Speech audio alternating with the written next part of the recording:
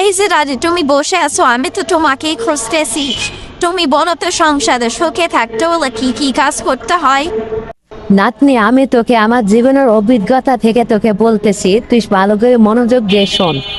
স্বামী স্ত্রী একে অপরকে ভালোবাসবে, সম্মান করবে, ছোট ছোট যত্ন, টেক কেয়ার, মিষ্টি মিষ্টি কথা, সংসারে আন্তরিকতা থাকলে সংসারকে মধুর করে।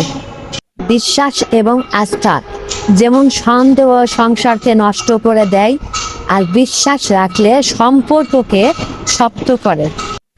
সময় দেওয়া, অনেক ব্যস্ততার ভেতরে একে অপরকে সময় দেওয়া, একসাথে হাঁটা, একসাথে চলা এবং একসাথে বসে খাওয়া, এটা সংসারে অনেক আনন্দ আনে।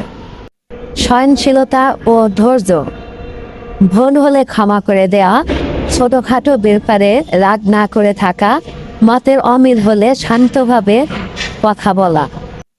দায়িত্ব ভাগাভাগি করে নেওয়া, সংসারের কাজ, অর্থনৈতিক দায়িত্ব দুজনের ভিতরে ভাগাভাগি করে নেওয়া, একে অপরকে বোঝা মনে না করা, তাহলে সংসারে শান্তি বজায় থাকে।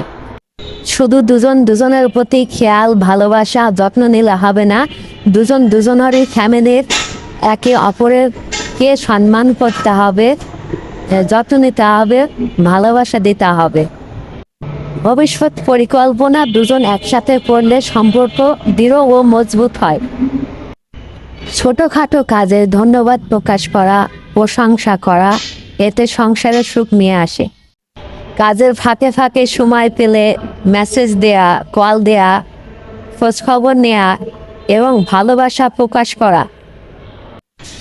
ঘুমানোর আগে দুজনে মিষ্টি মধুর গল্প করা এবং একসাথে হাসাহাসি করা।